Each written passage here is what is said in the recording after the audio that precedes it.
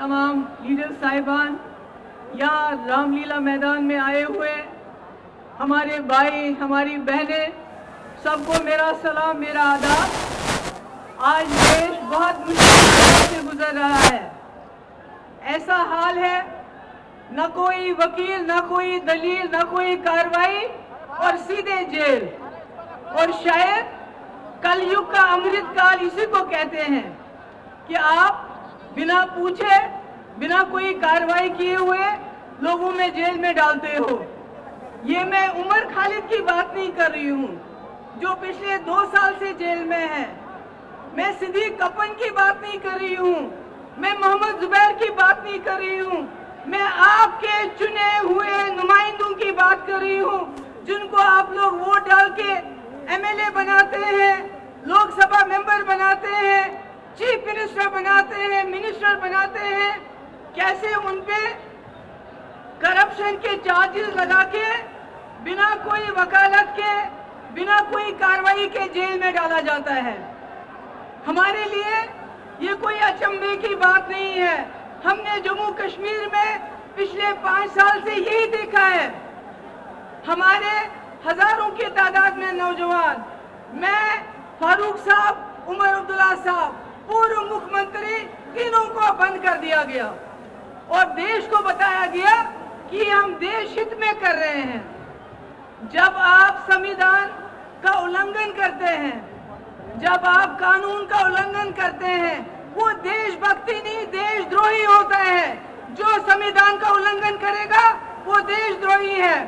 आज जम्मू कश्मीर एक लेबोरेटरी बना है, वहां टेस्टिंग होती है, फिर आपके साथ वही होता है। केजरीवाल जी का क्या कसूर, हेमंत सोरेन जी का क्या कसूर? अगर वो बीजेपी में चले जाएंगे केजरीवाल, तो ये सारे मीडिया के लोग जो पिछले कई दिनों से करप्शन करप्शन करप्शन केजरीवाल कहते हैं, तो ये कहना शुरू करेंगे कि केजरीवाल जैसा कट्टर ईमानदार कोई नहीं है। सिर्फ बात यह है कि केजरीवाल यहां से उठ के बीजेपी में चले जाएं। केजरीवाल का क्या कसूर? उन्होंने गरीबों के बच्चों के लिए स्कूल अच्छे बनाए जहां से डॉक्टर, इंजीनियर, लॉयर, टीचर निकलेंगे। उन्होंने लोगों को मुफ्त बिजली दी, मुफ्त पानी दिया, अस्पताल बनाए, बसेस की मुफ्त। मगर इनको तकलीफ है, इनको इस परिवार से तकलीफ है। ये जो परिवार आप देख रहे हैं, इनको परिवारवाद से तकलीफ नहीं है। अगर परिवारवाद से तकलीफ होती तो ज्योतिरादित्य सिंधिया को नहीं लेते। अगर परिवारवाद से तकलीफ होती तो जतिन प्रसादा को नहीं लेते, मिलन देवरा को नहीं लेते, राजनाथ सिंह का बेटा पॉलिटिक्स में नहीं होता।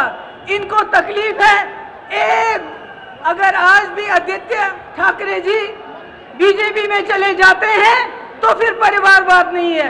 इनको एक परिवार से सबसे ज्यादा तकलीफ है, और वो परिवार जिसने इस देश के लिए जेल में गए, कुर्बानियां दी, इस देश को बनाया। गांधी नेहरू उस परिवार की बात करते हैं। अरे मैं कहती हूँ ऐसे और परिवार पैदा हुए होने चाहिए थे।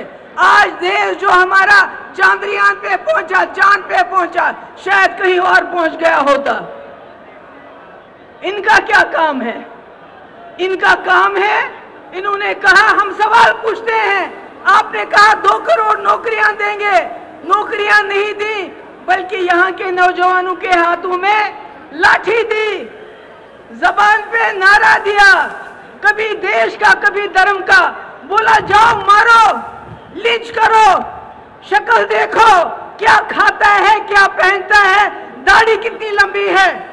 इन्होंने नौजवानों का अपराधीकरण किया, उनको दंगाई बनाया, कहा तुम दंगे करो, तुमको जेल नहीं भेजेंगे, मगर हमसे नौकरी का हिसाब मत मांगो, हमसे 2 करोड़ नौकरियों का हिसाब मत मांगो।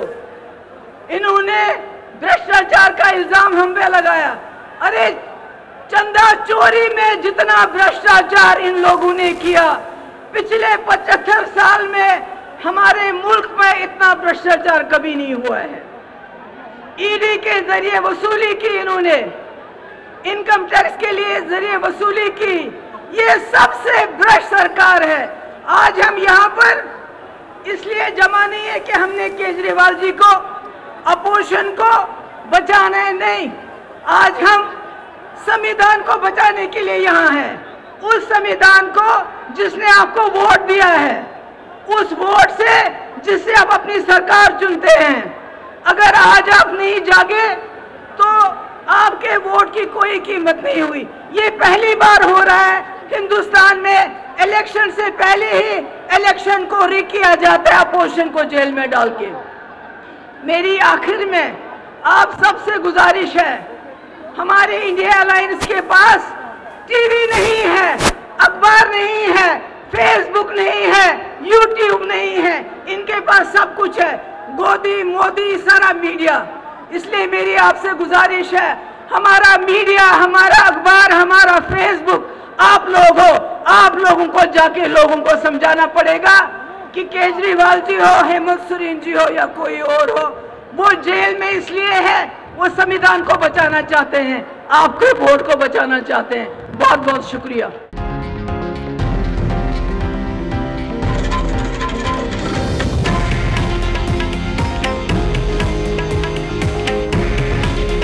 हे आहे देशातील नंबर 1 न्यूज नेटवर्क आणि आपण पाहत आहात TV9 मराठी। काळजी तुमची, हित महाराष्ट्राचं।